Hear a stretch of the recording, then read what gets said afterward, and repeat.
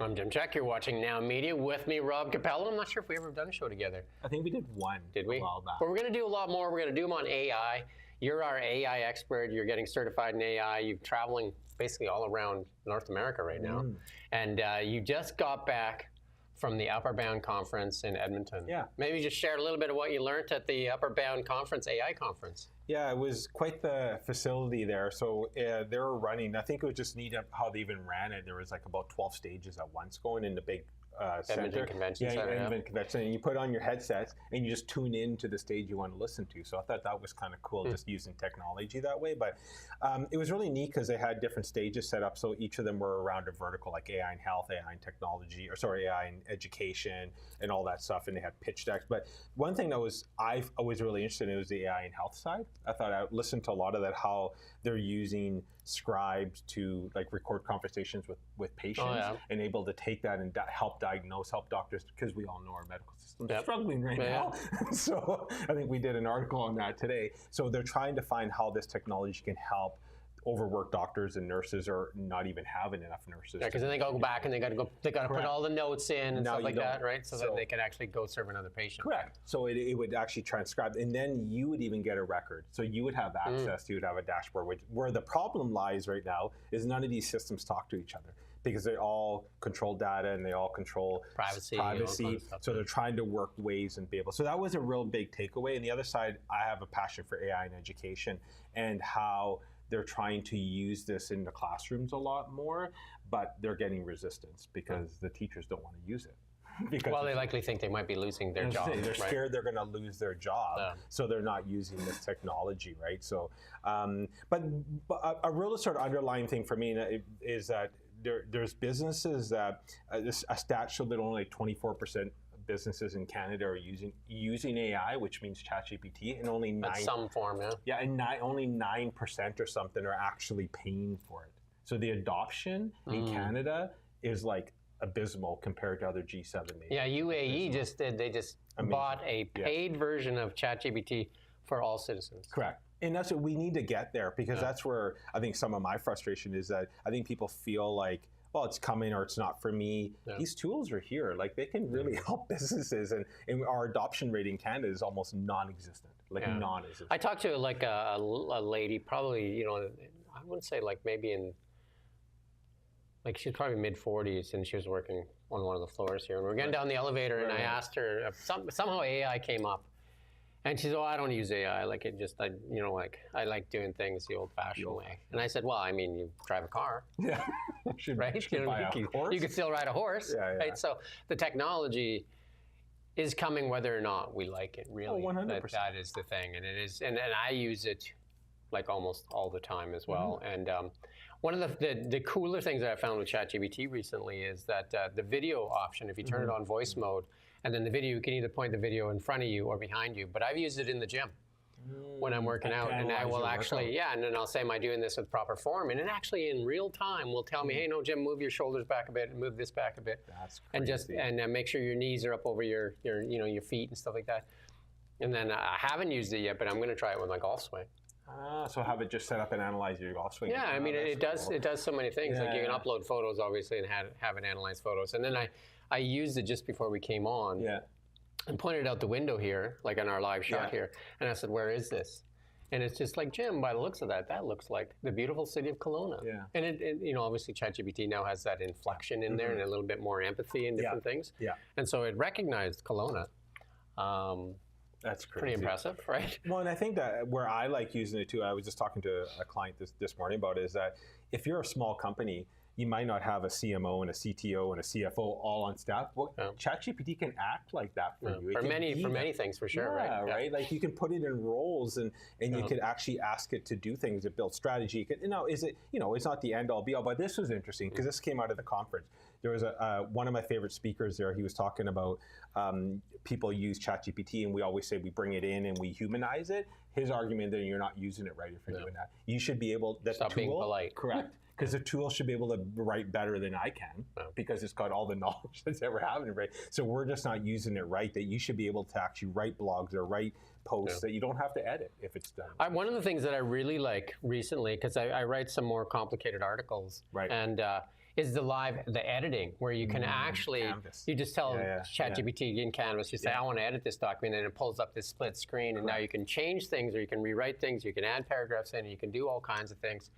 And it's like, because in the first iterations, it was like, oh, I'll rewrite it for you, and then it gives you a completely different thing. You're just like, no, I want some of that back. Yeah, you'll never get it back. It was like some of the photos it does do this, and it just like gives you something else, and you're just like, so it is accelerating at an accelerating pace, and I think that's the most important thing. I think that for people to recognize that it is accelerating that accelerating pace. Well, and I think there's the status is I think there's $1 billion a day going into AI. Like, so you think, you know, what Elon's doing with Grok and Optimus, right? We're talking about robotics, OpenAI. They just spent what $6 billion buying that technology company. I think the interesting one right there is, I think that is one of the most interesting things what Sam Altman did with Johnny Ive.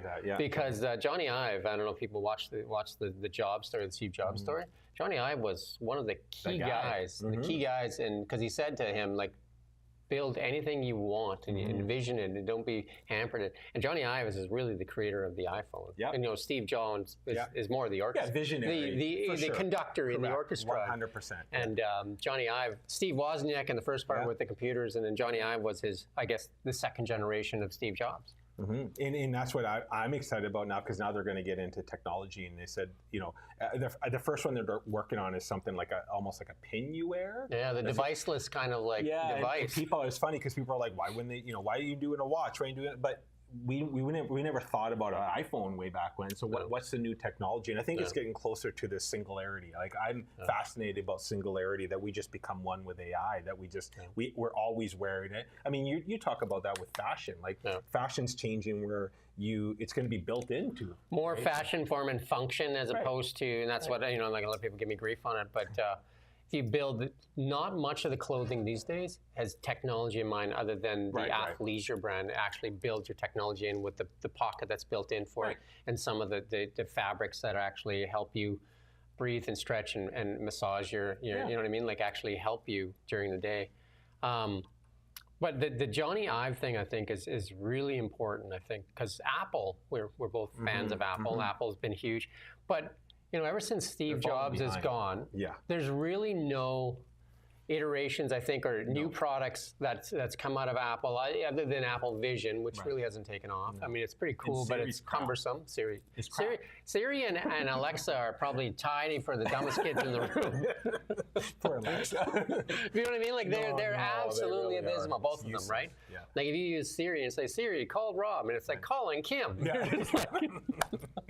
No, they are there. And Apple hasn't advanced in the AI side. They've given up, actually. I think they said that Apple Intelligence came out, and they said, okay, we're going to shelve it for 2 years. Oh, did they? Yeah. The Apple Intelligence was launching, and then they're just like, about that. Not so much. But you've been everywhere, though. Like, you've been down to the States at conferences, and you're building, and you're taking this mentorship course from some of the best in AI. And it's about how do we integrate AI into companies, I guess. Yeah. And then, because obviously competitive edge, right? Because if you can do stuff faster, cheaper, and better than your competitors, and that's going to be the key, right? Well, and I think that's when I'm talking to businesses, and you hit the nail on the head. I think there's tools there now that can help your business today, like literally today. So we can work with businesses there, but everyone's different. Talking to a business that I'd love to see how we could potentially use this so they can actually do. He actually wants to do more with less, or less with more. They want to actually close every second Friday. Right? Can we build automation? Or some businesses like, can I see an extra patient every day? Do you think what it means to the bottom line to build automation? But I mean, I don't know. We can speak even just with our company. Like we can now run our company with less using AI technology. And I would say the biggest thing, the better you get it, you can 10x yourself. 100%. And you should. And I think that is the biggest thing.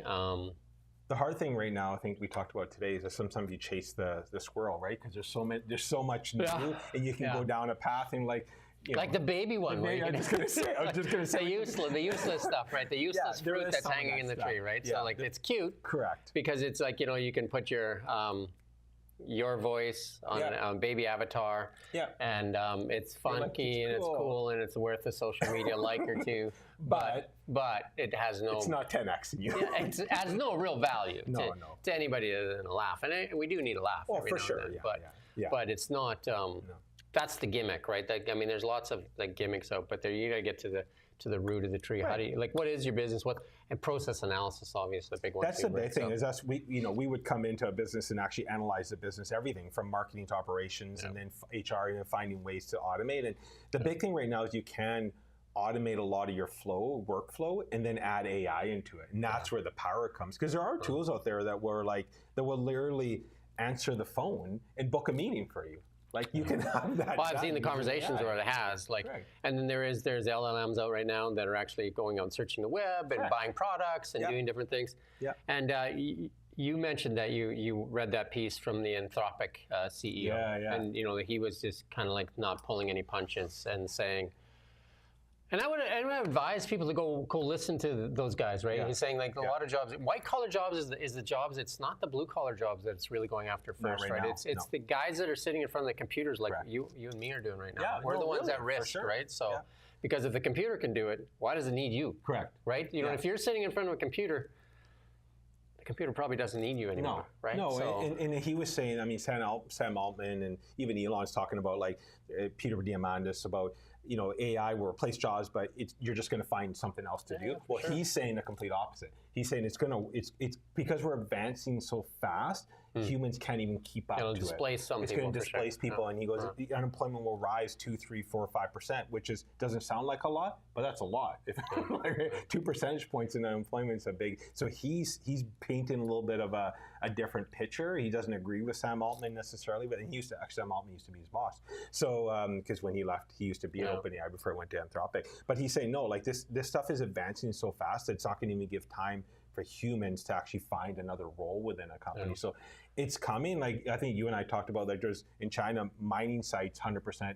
Autonomous, with the vehicles, like the mining equipment is, and it's not coming. It's happening right now. Yeah, no, it's happening right now. Yeah, right. And that gives them competitive advantage, right?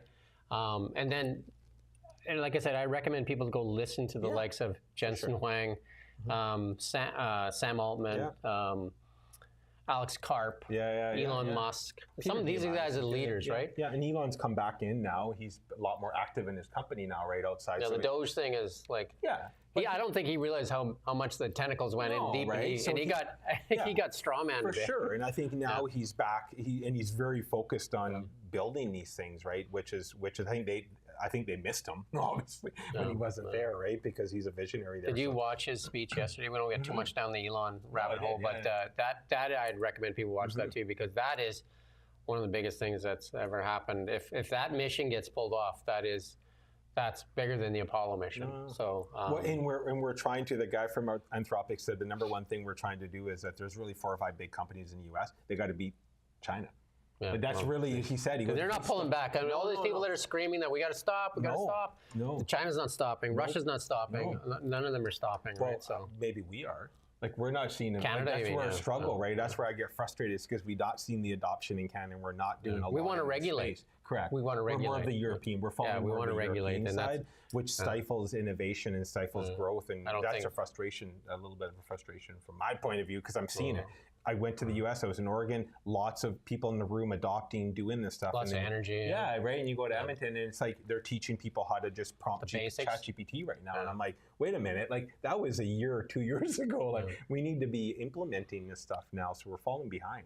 Yeah, no, I think that's the big thing. Like how do you integrate it into your business to make your business, especially in this economy, right? Like how do you make your business better? And we're going to do this on a weekly basis. We're going to talk about some of the most important things. We just want to kind of do this as an introduction. And like I said, when you go to a conference, what did you learn? I find when we circle back in that conference you're at, simultaneously they have like 6, 7 presentations going at the same time. You're just using headphones, and you can kind of go back and forth in there. Yeah. And kind of interesting, but and you said the lights change colors to match that. So if you're on the blue stage, you can turn into the blue stage. So if you're a speaker and you all of a sudden from blue to red, you're like, oh, I just lost this guy. If you look out in the room and it's just to see him and just one blue guy. Yeah, I mean the idea was okay, but what I don't like is that if I'm sitting beside you, we can't have an interaction because we're sitting with our headphones. But I get the idea. There literally was 7 stages at once. If everyone's been to the big room at the Edmonton Convention Center, that's 7 stages at once going, and then some breakouts. But I mean, the concept is cool because you can run, because I might be interested in one topic and not the other. You can run a multitude of speakers. That's why they did it, right? It made sense. And it was a few days too, right? So 4 days. 4 days. And did they run the same speakers over and over? No. So if you had to choose, literally Correct. choose at you that build moment. Your agenda, and then some speakers did different talks, but then the last day was full workshops. All day workshops. Okay. So and you can kind of jump in and out of the workshops, but yeah, no, it was action packed. Like it's crazy, and it's one of the bigger. There's 2 big events in Canada. Well, now there's the Web Summit happening as we speak in Vancouver, but it's more than just AI. But this one, and there's one in Montreal. That the 2 big Canadian AI events. Upperbound is one big one. So. But yeah, it was good. I did find the topics, like I said, a little bit too entry level. I think people. I'd like to see us go past this and actually start showing how businesses can start using this stuff in day-to-day rather than just prompting ChatGPT. I think there's more to it. So you were in Edmonton during Oiler Nation or whatever. I wandered around one of the games or outside. It was kind of fun. Yeah, no, it was kind of lots of signs up, I'm sure. It's cool. You know, the one thing I have to say is cool because you lived in Edmonton, so you went through this. Like in BC, we haven't had much. Not a lot of luck. No. So, but it's cool to actually see a city. I have to say, the one thing is like everyone, it doesn't matter where you go, they're all wearing jerseys. Like that's kind of cool, the community side. I mean, we have World Cup coming next year here, so we get a little bit of that. But one of the talks which was interesting was AI in hockey. How now in AI in basketball, like how stats in real time. Like that's why if you see them looking at iPads on the bench, like a lot, and they're saying that eventually goalies will have technology built in that will give them real-time response. Like what that guy's going to do, like Moneyball. Yeah, Remember the movie totally Moneyball? I mean, it's all about stats, right? And it just allows you to crunch more data. Correct. Right? And it does it in real time. Data. Yeah. You can fact check people like crazy too. Yeah. You know what I mean? You can actually fact check people like this age of misinformation and disinformation that even politicians put out. Like I just fact checked Melanie Jolie. Oh yeah, I saw your post. The 2.2%. Yeah, you just fact check, just like just no. It's just pointless to mislead nowadays because you can be fact checked in a second. Actually, I think me and Ian do the news every day. We're actually going to start using ChatGPT as our fact checker. Fact check us. That's pretty funny, right? Do you know what I mean? It's like, no, Jim, come on. Actually, let's be honest here. You're an X user. I see a lot of people say, "What do you think about this, Grok?" Or "Tell me what you think, Grok." So they're actually using the tool to fact check in real time, which is it's I think it's going to be tougher and tougher. Like people say, it's going to be just a sea of misinformation. I'd say it's the opposite. I think so. I think you're going to get fact checked more often, and the differences between the models is interesting as well. And then maybe we'll wrap this up as our introductory show, and we're going to do it every week, and we're going to put a little link down here too. Like Rob runs some AI courses too, if you're looking to get some AI experience or at least to get some foundational stuff. We're going to be doing lots here with Czech Creative, but the different models are a little bit different. Grok is more. Like you can use different voices in Grok or different things, and one is rant. Like you want to get somebody to rant at you. You can do it. Yeah. But like the OpenAI tends to be, more filtery. But you can Grok will almost do anything you ask. Grok will. There's less guardrails on Grok for sure, 100%. Yeah, it'll almost do any image and stuff like that too, right? So, in future shows, we'll talk about what's the best image one, what's the best video, and Google. Like if you talk about Apple and Amazon, Alexa and Siri are being just completely lost, and I thought that when they launched Gemini, what a joke that was, right? But they just like mic dropped here. They totally did. They just like, I mean, they got a ton of resources, and I was just in California as well, San Fran. Oh yeah, you guys went to. We were in Silicon Valley, and we went to the headquarters of Google, Meta, Apple. And Tesla. Right. And interesting. Google is very nice. It's a very nice campus. You can walk the campus. You can do everything. And then they got really cheap coffee and salads. like actually impressive. Worth going to visit for sure. Google is. Cool. But obviously they got deep pockets and the cash register. I was walking around in Google and ended up talking to a couple of the employees there. Right. And I said, where do they keep all the money? Because I said the cash register must just ring steady. He's like, oh, they don't let us have access to it. But he said they pay really good here. Yeah. When you did try to get a job at Tesla. Well, I wanted a tour. I wanted a tour of Tesla. And they said, we only give tours to employees and friends of employees. And I said, well, where do you apply? And she said, that building over there. I said, okay. So I went over there Oh my gosh. and I said, can I apply for a job? And she's like, sure. And I said, I'm a Canadian. Can I still apply? She's like, sure. And I said, can I have a tour? She's like, no, you got to be an employee or a friend of a plan. I said, aren't we friends? She said, okay, come back in 2 weeks, friend. Oh my gosh. Did you apply? You should apply to go through the process. I haven't yet, but I'll apply for Elon's assistant. Yeah, there you go. Or a Mars astronaut. He asked that yesterday. He said, if you want to go to Mars, now's the time to But apply. isn't it a one-way trip? No, it's 6 months there, and I think you got to wait 16 months to go, or 18 months to come back. So it's maybe 4 years. Nice break, actually. Hey, 4 years. You can go there with Optimus. What do you do up there for 18 months? Well, you work with Optimus. Oh. I think we watched the video. I saw there's that, tons of Optimuses that are going up there, right?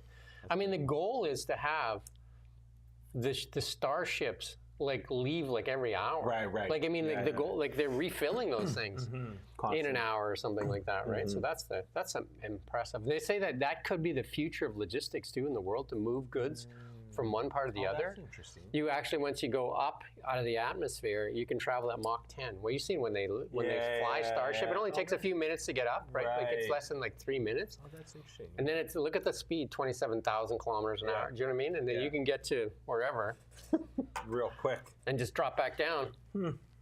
There you go. We're going to do the next show from Mars. Maybe we'll have a couple of chatbots doing the show for us. Maybe. But anyway, we do thank you for watching Now Media, and we'll be back next week with another AI update. And again, there'll be a link down below if you want to sign up for a course and get better and 10x yourself. Thanks, everyone.